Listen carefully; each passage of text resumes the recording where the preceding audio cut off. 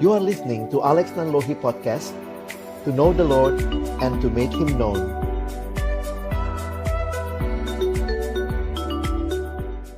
Bapa Surgawi, kami bersyukur kesempatan ini Tuhan berikan kepada kami. Sebentar kami akan belajar dari kebenaran firman-Mu, dari setiap wawasan dan juga diskusi di antara kami.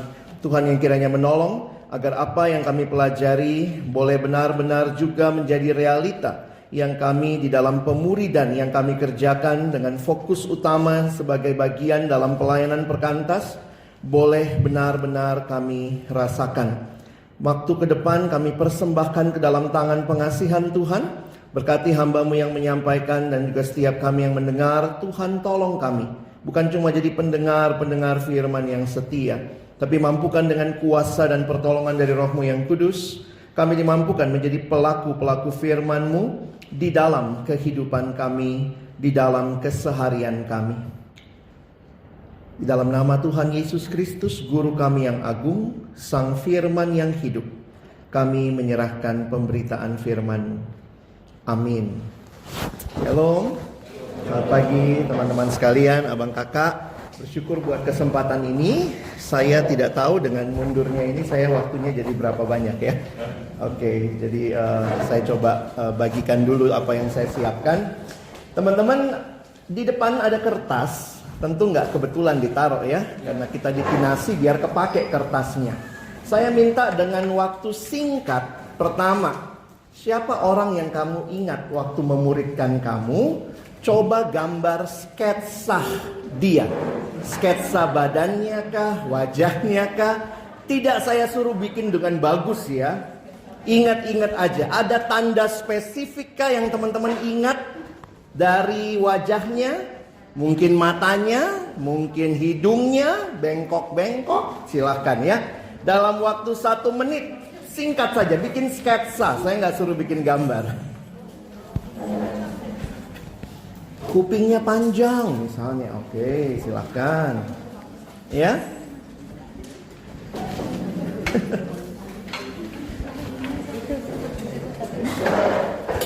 Ada 1-0 di sini, 1-0 di situ, ya.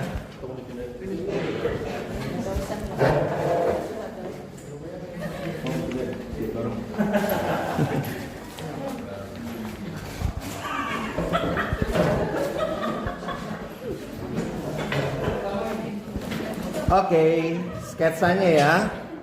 Yang kedua, nggak bisa gambar nggak apa-apa, kan sketsa aja. Saya bukan suruh gambar yang persis banget gitu ya. Kalaupun cuma ingat alisnya ya gambar alisnya. Ingat matanya agak unik waktu itu. Kecil sebelah misalnya, silahkan. Rambutnya pendek boleh, giginya gondrong boleh. Udah ya. Yang kedua, coba teman-teman ingat 3 hal yang kalian ingat dari pemimpin kelompokmu. Atau saya juga tadi bukan bilang pemimpin kelompok ya, siapa yang kamu ingat lah dalam pemuridan. 3 hal tentang dia yang kamu gambar. Apa yang kamu ingat tentang dia waktu kamu dipimpin ya, mungkin biar spesifik. Waktu kamu dipimpin, apa yang kamu ingat dari dia? Ya. Yang baru datang gambar wajah saya. Bingung ya. Oke. 3 hal. Singkat-singkat aja. Apa yang kalian ingat dari pemimpinmu atau orang yang memuridkan kamu ketika kamu sedang dimuridkan?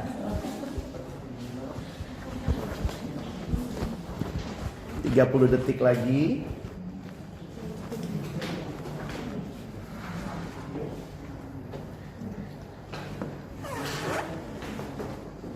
Nah, kalau sudah kita akan sharing. Sharingnya singkat. Tunjukkan kepada temanmu sketsa wajah yang hancur itu. Yang kedua, ceritakan saja. Kasih tahu aja 1, 2, 3. Ini loh yang saya ingat dari pemimpin saya. Cara sharingnya bagaimana? Berempat. Kalian balik berdua. 2 ini balik ke situ, balik. Kalau Bang Niko dan Abe berarti 1. Yang lain langsung balik, bentuk kelompok berempat ya, atau berlima boleh. Silakan, saya kasih waktu 3 menit. 3 menit. Silahkan, tunjukkan ya fotonya, sketsanya. Nggak usah sebut nama ya, nggak apa-apa, nggak usah sebut namanya.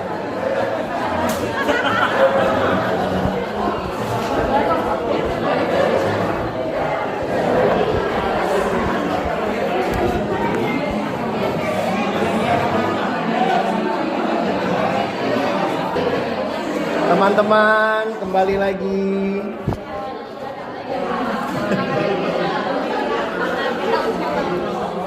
Yuk, kembali lagi yuk. Thank you semua.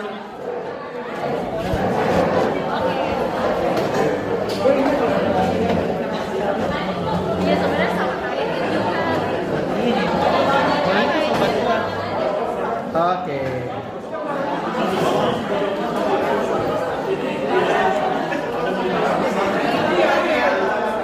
Kita lanjut ya.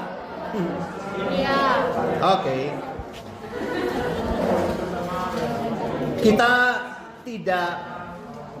tidak kenal Yesus secara pribadi, tapi kalian kenal pemimpin pemuridan kalian. Makanya waktu dibahas teladan Kristus dalam pemuridan, saya pikir ada teladan-teladan juga yang terus ada dalam sepanjang generasi berkaitan dengan pemuridan. Saya kebayang sih ya, susahnya membahas tema semalam gitu ya. Bagaimana teladan pemuridan ala Bapa gitu ya. Allah Bapa nggak pernah jadi manusia kan. Dia adalah roh adanya. Roh Kudus juga besok ya, pergumulan AB ya. Kalau saya lebih jelas, Yesus ada, Alkitab banyak gitu ya. Dan ini jadi menarik. Mari kita lihat sama-sama hari ini bagaimana kita memahami apa yang teman-teman tuliskan tadi. Sebenarnya itulah bagi saya teladan pelayanan Yesus yang pernah menjadi manusia. Karena dia pernah menjadi manusia, maka apa yang teman-teman lihat, alami, rasakan dari pemimpinmu, kecuali tadi ada yang aneh-aneh nulisnya ya, yang jelek-jelek ya. Pemimpin gua gendut. Nah, Yesus nggak gendut kayaknya sih, gitu ya. Nggak tahu juga ya, siapa tahu Yesus gendut ya. Ditanya ya. Tapi karakter teladan itu jadi menarik. Nah teman-teman, ayat yang sering kali kita pakai kalau kita bicara tentang pemuridan adalah ayat ini. Mari kita baca Matius 28 ayat 19 dan 20. 1, 2, ya. Karena itu pergilah, jadikanlah semua bangsa muridku, dan baptislah mereka dalam nama Bapa, dan ajarlah mereka melakukan segala sesuatu yang telah kuperintahkan kepadamu, dan ketahuilah. Ini bagian terakhir Injil Matius. Matius ditutup dengan ayat ini. Tetapi ayat ini merupakan bagian dari rangkaian panjang yang sudah Tuhan Yesus lakukan. Kalau kita perhatikan, Yesus membangun kerajaannya dengan cara memanggil murid-muridnya. Injil Matius disebut sebagai Injil Kerajaan, karena di dalamnya menyatakan Yesus sebagai Raja. Dimulai dengan silsilah Yesus sebagai anak atau keturunan daripada Raja Daud. Istilah raja hanya muncul pada Daud di dalam silsilah. Padahal kan anaknya Daud juga masih raja ya. Tapi dalam silsilah Yesus, karena mau di-trace balik, dia adalah keturunan Daud, Raja Daud. Lalu kemudian ketika Yesus datang, dia berkata, bertobatlah, kerajaan sorga sudah dekat. Nah, apa yang terjadi setelah Yesus berkata, bertobatlah, kerajaan sorga sudah dekat? Matius pasal yang keempat, ayat yang ke-18 langsung mencatat Yesus memanggil murid-murid yang pertama. Jadi bagaimana Yesus membangun kerajaannya? Bukannya tidak melakukan KKR, bukannya dia tidak melakukan pelayanan pribadi, tetapi yang saya perhatikan, Yesus memulainya di dalam sebuah kelompok pemuridan. Dia memanggil murid-murid yang pertama. Jadi kalau kita belajar strategi Yesus 3,5 tahun, apa yang dia lakukan? Bayangkan kalau kalian punya bikin apa? Anak sekarang bikin bisnis proposal ya, bukan drakor ya. Buat bisnis proposal. Buatlah bisnis proposal yang jangkauannya sedunia, waktunya 3,5 tahun. Kira-kira metode apa yang kalian propose? Ya mungkin kalau sekarang medsos ya, di IG, di Facebook, di YouTube, di Spotify. Tetapi yang Yesus lakukan, dia mulai dengan menyampaikan visinya. Yesus berkata, mari ikutlah aku, ya. Kamu akan kujadikan penjala manusia. Teman-teman, kalau saya ajak teman-teman ikut saya yuk, pertanyaanmu apa? Mau kemana? Syukur ya, AKK sekarang apa bodoh-bodoh ya. Ayo ikut kelompok kecil, nggak tanya tuh mau ngapainnya. Tapi di benak Yesus dia punya tujuan. Di benak Yesus dia tidak hanya yuk ikut aku, yuk kita bentuk GFC, Jesus Fans Club. No, dia punya tujuan buat orang-orang itu adalah kamu akan kujadikan penjala manusia, dan itu sudah sejak awal dikomunikasikan. Mungkin agak aneh kalau sekarang ya. Ayo ikut kelompok kecil deh, kamu akan kujadikan PKK. Hah? Gak jadi bang. Kalau saya makanya agak manis ya, saya gak mau menipu karena saya tiru Yesus ya. Sejak awal saya bilang kamu ikut kelompok kecil berarti siap jadi PKK pada waktunya. Biar gak GR dia. Ntar besok dia mau jadi PKK kan saya yang bingung ya. Belum cukup waktunya. Nah, Tuhan Yesus tidak menipu-nipu. Pemuridan itu bukan tipu-tipu, kasih hadiah ulang tahun, nanti perhatiin, ditelepon-telepon, bukan sekadar itu. Tetapi lebih jauh lagi, ada tujuan yang dimiliki oleh seorang yang memuridkan. Kalau pelayanan kita adalah pelayanan pemuridan, fokusnya pada pemuridan, maka ingat, ada visi yang disampaikan. Dan prosesnya panjang teman-teman ya. Sampai penggenapan visi, kalau kita boleh pakai istilah ini, Matius 28 ayat 16, Yesus tidak menyampaikan ayat ini kepada semua murid. Kepada berapa murid? 11. Perhatikan Matius 28 ayat 16, kepada 11 murid. Kenapa 11? Karena Yudas sudah ya. Jadi perhatikan, Yesus tidak menyampaikan visi ini kepada misalnya siapa? Kempo, kelompok pemakan roti. Ya, 5.000 orang Yesus kan kalau bilang pergi jadikan semua bangsa muridku, lebih cepat opung-opung kita kenal Tuhan kan? Tapi dia berikan kepada 11 murid saja. Merekalah yang telah menerima visi. Mereka yang dipanggil di dalam penggenapan visi, dan prosesnya ini adalah pemuridan. Jadi kalau kita mau meneladani Yesus, paling tidak kita tahu awalnya apa, prosesnya apa, ujungnya kemana. Apakah dengan demikian kalau orang itu tidak jadi PKK, berarti kita gagal dong pemuridan? Saya sekarang harus mengatakan tidak begitu cara lihatnya. Kadang-kadang dalam proses kita yang singkat, kita tidak tahu apa yang Tuhan akan lakukan dengan orang tersebut sesudah bahkan dia tamat. Saya punya AKK yang tidak mau jadi PKK waktu itu dengan alasan mau aktif di himpunan. Ya saya melihat ya sudah. Dalam anugerah Tuhan ada yang Tuhan jadikan PKK, ada yang tidak. Tetapi setelah dia lulus, dia jadi majelis, dia jadi guru sekolah minggu, dia jadi orang yang Tuhan pakai. Bukan di kampus, tapi di bagian lain. Nah jadi jangan akhirnya kita juga cepat judgmental gitu ya. Kamu gak jadi PKK, sia-sia saya 3 tahun. Tuhan Yesus ada gagalnya juga. Ada orang yang gagal ya, Yudas. Sebenarnya masalahnya bukan di Yesus. Karena Yudas ini udah dapat PKK terbaik di bawah kolong langit ya. Jadi juga jangan salahkan diri berlebihan ketika ada hal-hal yang di luar kontrol kita. Tetapi juga jangan underestimate apa yang Tuhan sudah berikan buat teman-teman tabur. Karena mungkin buahnya nanti. Kadang-kadang di benak kita itu lihat orang cuman, oh ini bakal jadi pengurus mesti ikut kelompok kecil. Jadi sebenarnya visi kita yang terlalu kecil. Hanya supaya, jadi kita lihat orang tuh cuman supaya dia jadi PKK, supaya dia jadi pengurus. Kita tidak melihat bahwa Tuhan punya visi yang jauh lebih besar mungkin buat dia. Saya bisa bayangkan jadi Yesus ya, gak gampang. 3 tahun udah mengajar. Apa hasilnya? 1 murid menjual, 1 murid mengkhianati. Kalian ada yang dijual oleh kakak kamu? Kau yang jual kakak kamu kali.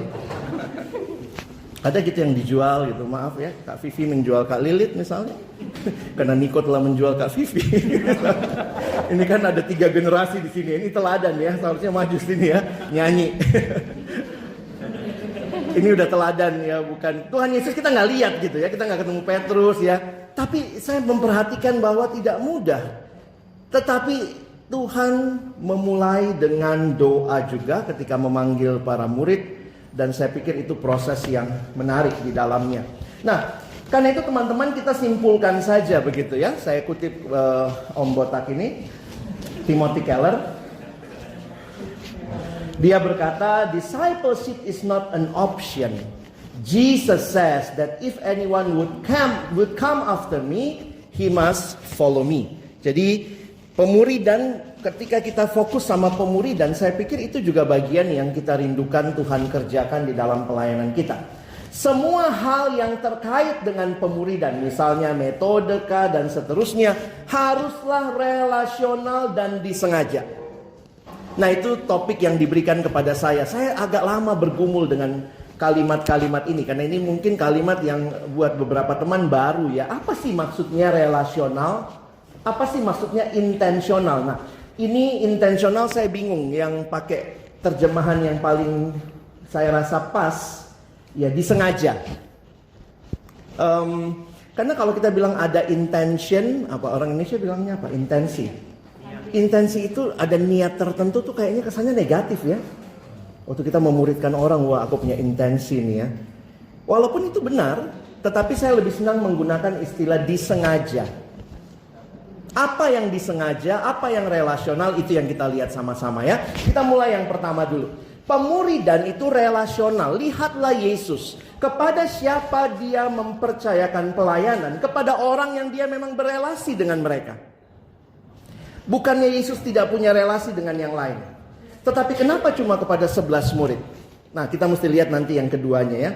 Lalu yang kedua, kalau perhatikan di surat-surat Paulus, Paulus berkata, ikutlah aku seperti aku mengikut Kristus. Itu hanya muncul di kota-kota.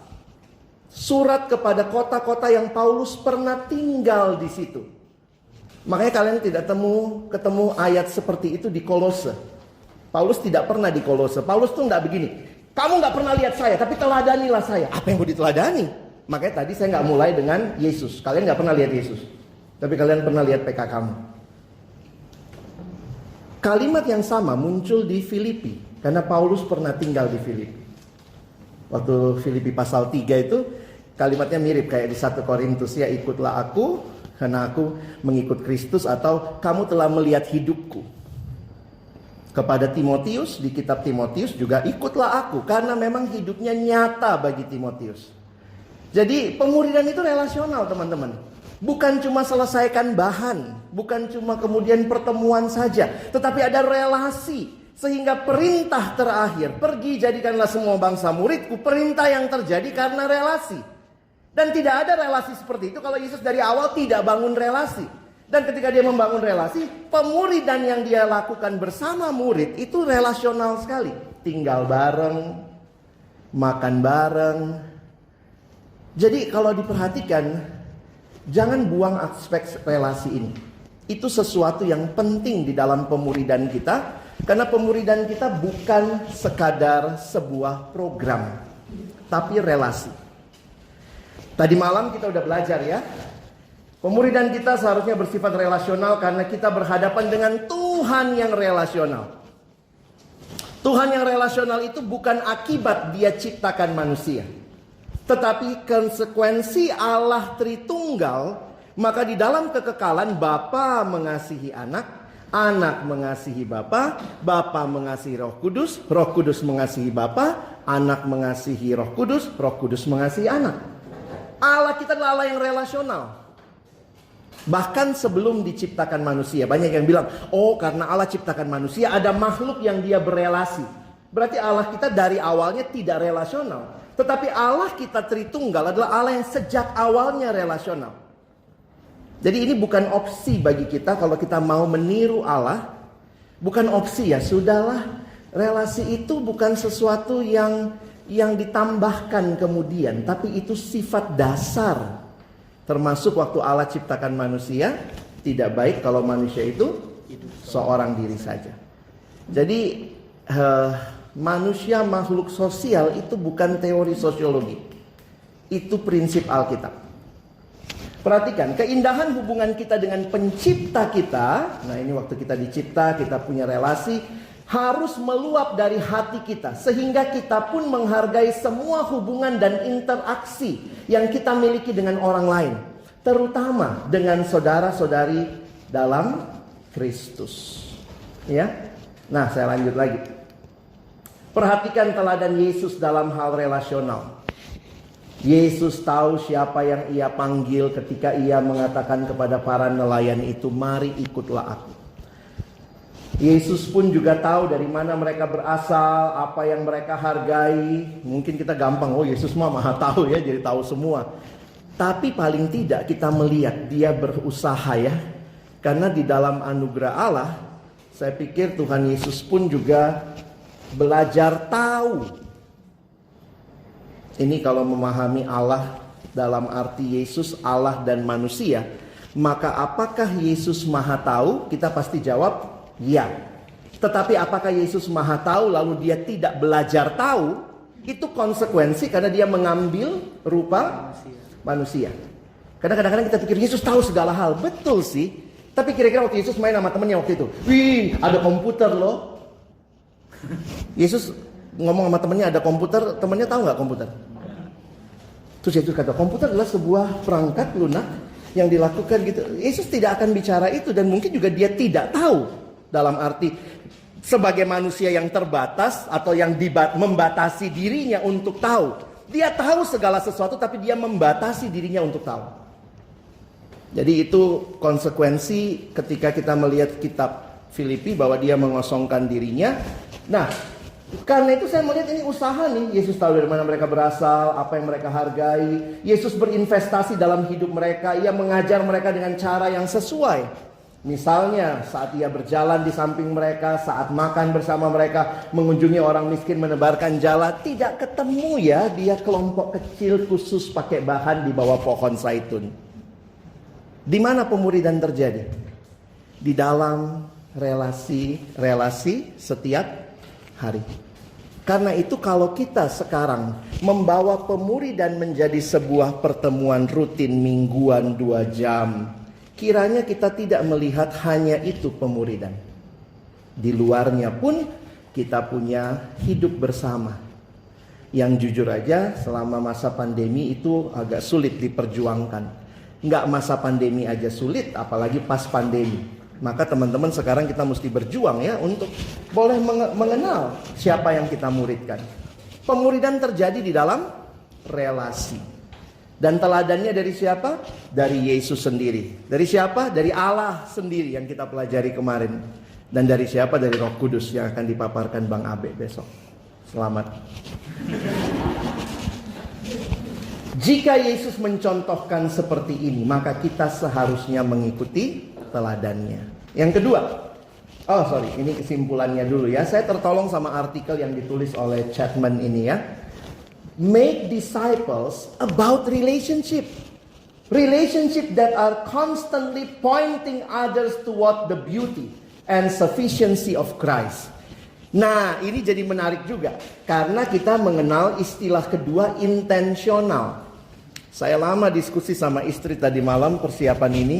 Karena kita melihat kalau begitu, kalau kita masuk intensional, seringkali begitu orang itu nggak mau jadi AKK, langsung kita nggak peduli lagi relasi sama dia. Suka gitu ya? Karena kayaknya nggak tercapai tujuan kita. Anak pipanya banyak. Tahu-tahu waktu ditawarin, siapa yang mau rindu lanjut kelompok kecil? Kita sih berharap semua ikut ya. Tapi ternyata cuma 3 yang respon dari 5. Maka 2 itu maaf, nerakalah mungkin tempatnya gitu ya. Terus kemudian kita nggak punya relasi sama dia. Sehingga akhirnya saya melihat tidak. Relasi itu selalu yang paling dasar. Sama siapapun berelasilah. Tapi apa bedanya kalau itu pemuridan? Lihat Yesus.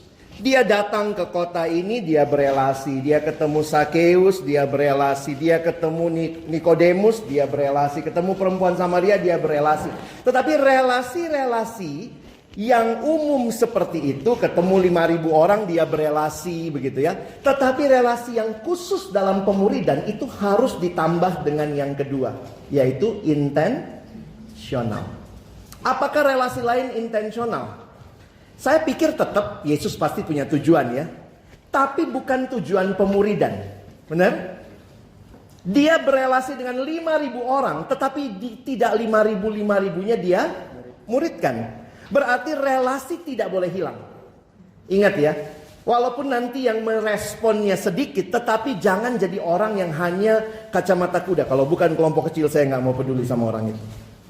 Tapi relasi menjadi utama, intensional, karena relasi ini dalam rangka pemuridan. Maka kata intensional, seperti yang saya bilang tadi ya, disengaja, Yesus mensengajakan, yuk ikut aku. Kamu akan kujadikan penjala manusia.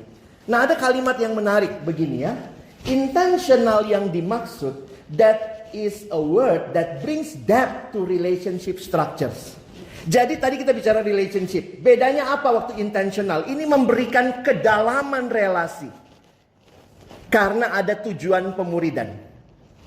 Agak beda dengan ketemu 5.000 orang tetap berelasi.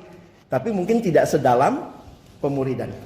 Bangunan pemuridan itu harus intensional karena relasi yang mau dibangun relasi yang lebih dalam dari sekadar chit-chat, ketemu ngobrol-ngobrol gitu ya. Nah makanya Bapak Chapman ini bilang begini ya, disengaja kata ini membawa kedalaman pada struktur bangunan hubungan ya.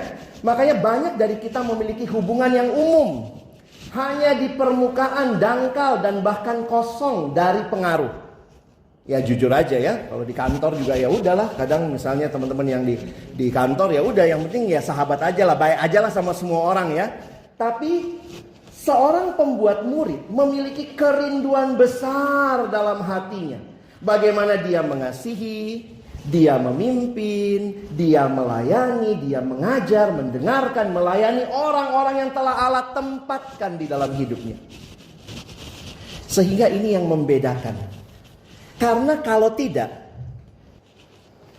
kita kan manusia yang harus berelasi kata Tuhan. Tapi kalau tidak jelas relasinya dalam rangka pemuridan, ini yang disebut pemuridan tanpa pertumbuhan rohani, tanpa pelatihan dalam pelayanan, tanpa penyebahan, itu hanya sekadar ngumpul-ngumpul. Tidak salah loh ngumpul-ngumpul ya. Boleh dong ngumpul-ngumpul, Yesus kumpul-kumpul juga. Sama orang Farisi, ahli Taurat, katanya Yesus sering bersama mereka. Tetapi memang tidak semua orang bisa dimuridkan. Ngumpul-ngumpul nggak salah. Tapi kalau pemuridan kita hanya ngumpul-ngumpul, ya jangan bilang pemuridan, bilang aja ngumpul-ngumpul. Makanya kalau kita bilang ya saya dekat sama anak-anak, ya oke dekat. Tapi berapa orang yang kau muridkan? Yang di dalamnya kamu punya beban mendalam bagaimana dia bertumbuh semakin serupa Yesus. Tuhan tidak memanggil kita hanya sekadar untuk sekadar ngumpul-ngumpul dengan orang lain. Sekali lagi ini tentang terus-menerus mengarahkan orang kepada Kristus. Jadi dua sisi ini menarik teman-teman ya. Bagaimana relasinya membawa orang melihat Yesus, demikian juga intensionalnya membawa orang melihat Yesus. Makanya kesimpulan dari pembahasan hari ini, relational and intentional, two things that discipleship must be. Harus ada kalau kita memuridkan. No matter who you may be pouring into, siapa orang yang akan kau bagikan hidupmu, where you are living, what season of life you are in, these two things have to be centerpieces of your discipleship mentality and practice. Dalam mentalitas kita sebagai orang yang memuridkan, sebagai pelayanan yang memuridkan, praktek-praktek yang kita lakukan kiranya mencerminkan teladan Kristus yang relasional dan intensional. Kiranya Tuhan menolong kita memperjuangkan ini di dalam pelayanan siswa, mahasiswa, dan juga alumni. Amin. Ada tanya jawab?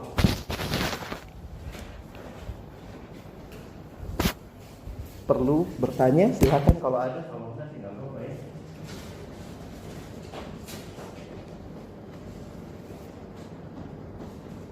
Ingin kita selesai penghormatan kepada Tuhan.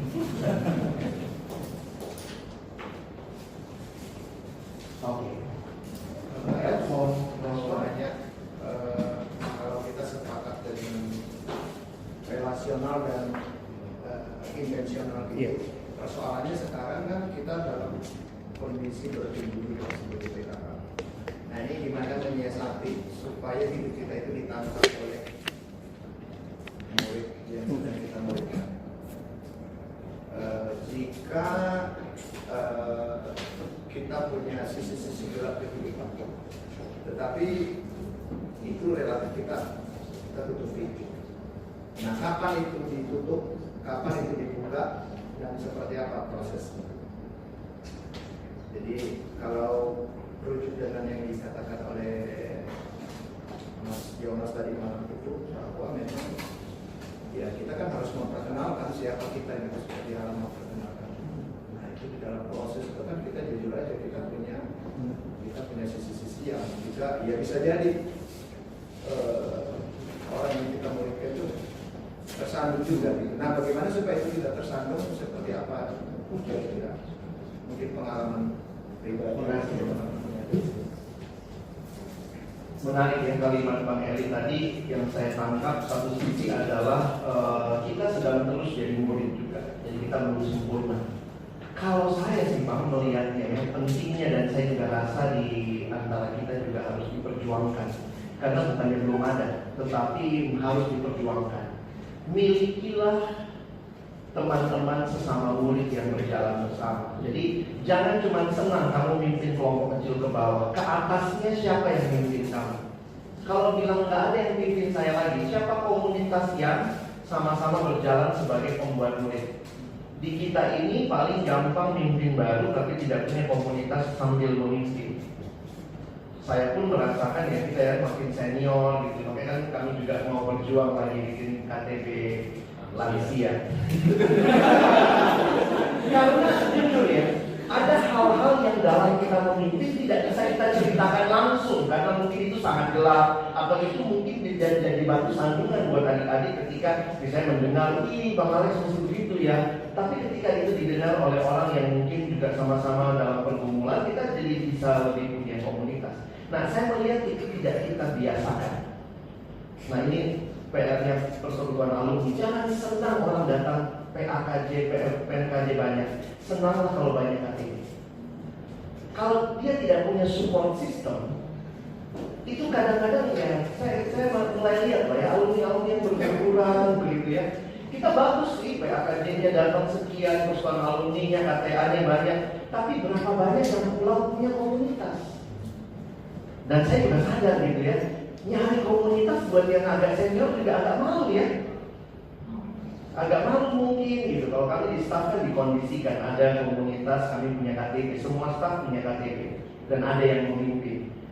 Nah itu juga jadi menolong. Nah pastikan teman-teman, tapi kan udah banyak kegiatan, ya udah KTP ke atasnya sebulan sekali cukup, ke bawah kan rutin tiap minggu. Kalau agak sulit, saya sibuk banget, ya udah 2 bulan sekali. Nah saya bersyukur juga sih Bang, ketika masuk ke di nasional, maksudnya karena saya wakil, Kak Riki Sekjen, kami dapat privilege di mentoring. Jadi saya di mentoring oleh Miss Anet 2 bulan sekali. Sebenarnya jadi 2 bulan sekali dia akan telepon saya 1 jam untuk tanya-tanya hidup saya. Dan itu adalah satu cara yang saya pikir juga, kan saya nggak punya komunitas gitu ya. Kita yang senior agak sibuk, susah ngumpulnya, tapi ada orang-orang yang Tuhan hadirkan untuk mensupport kita. Jadi saya juga terbuka ya, Bang mau di mentoring, ayo. Kapan kamu bisa? Sebulan sekali, ayo gitu ya. Gak mesti itu PK kamu ya. Tapi ada orang-orang yang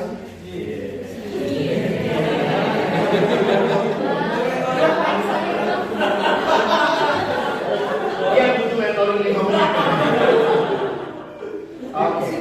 Jadi intensional gitu ya. Jadi poinnya itu kali Bang, memastikan aja bahwa teman-teman kami staff banyak ya. Manfaatin, bukan PK kamu nggak apa-apa. Bang Eri boleh nggak makan siang bareng abang? Saya yang terakhir. Saya ingin di mentoring. Bang Niko, kita itu bukan orang-orang yang susah dideketin ya. Kadang-kadang mungkin karena makin senior rasanya susah, tapi silakan dekati. Karena saya lihat itu kebutuhan generasi ini. Niko, mungkin hanya komen menanggapi apa yang sudah disampaikan Bang Alex. Kalau saya lihat kemudian kita di kampus-kampus secara khusus di sekolah-sekolah kemudian relasi ini kita harus terpisahkan dan perjuangkan karena menjadi program PMK, menjadi program PO dia. Lalu kemudian ketika menjadi program dan biasanya menjadi program kemudian orientasinya adalah bahan. Ketika berbicara evaluasi ketika kecil bahanmu sudah sampai mana. Lalu kemudian mengapa kemudian di kampus-kampus kita kalaupun bicara bahan hampir semua kalau namanya MHB nggak sampai menyelesaikan. Lalu ketika PKK kemudian memasuki tahun terakhir dengan sendirinya berventilah semua PKK karena semua pola adalah pola program. Maka apa yang dimaksud kemudian memimpin kelompok kecil, saya udah nggak bisa mengajar mereka apa ketika skripsi, maka sudah selesai lah PKK. Padahal seharusnya kalau dasarnya relasi, mau skripsi pun tetap kita perjuangkan. Nah ini yang mungkin kita harus terus gaungkan ya. Saya waktu beberapa lalu sharing pemuridan, saya secara khusus ngomong, saya itu dulu gak akan mungkin, paling benci saya kalau ada satu organisasi lalu saya diperalat untuk pemenuhan programnya dia. Jadi kalau dulu KPI datang, ini programnya OF MIPA, mungkin saya udah lari. Enak aja bu, memenuhi programmu, gua yang diperalat. Butuh kelinci percobaan nih. Ya kan karena PKK datang dengan ini program. Target saya harus memenuhi ini. Tapi tulus. Tapi ini begitu kejar kita ini tadi saya gambarkan di sini. Dengan payungnya itu. Dari dulu itu ya. Payungnya kecil sekarang nih. Iya. Lalu kemudian senyumnya apa yang pasti iya di. Dan itu apa ya?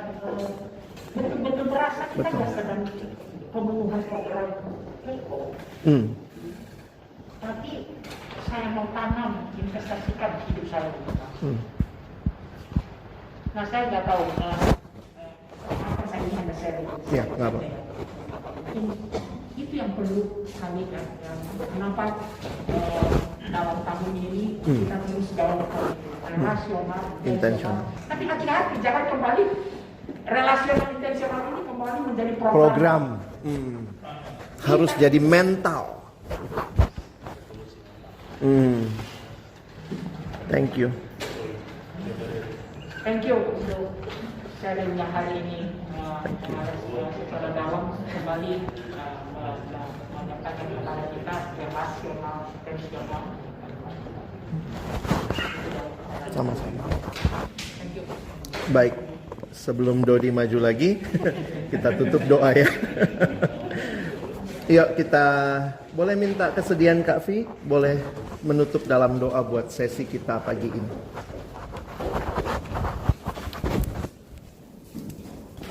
Pujilah Allah Tritunggal yang menjadi teladan bagi kami, yang menginisiasi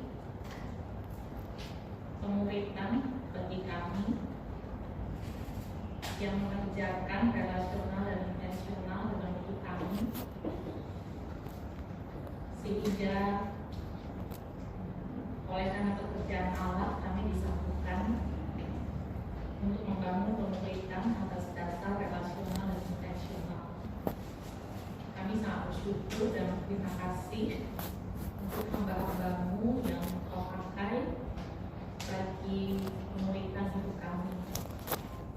Kami berdoa agar Tuhan cukup bagi kami untuk kami dapat setia membangun pemerintahan atas dasar relasional dan intensional. Terima kasih banyak Tuhan untuk hamba-Mu Alex yang boleh membagikan kebenaran pagi ini secara indah dan kuat yang membuka hati kami, memberikan kerinduan bagi hati kami untuk melakukannya dalam pemerintahan yang kami kerjakan.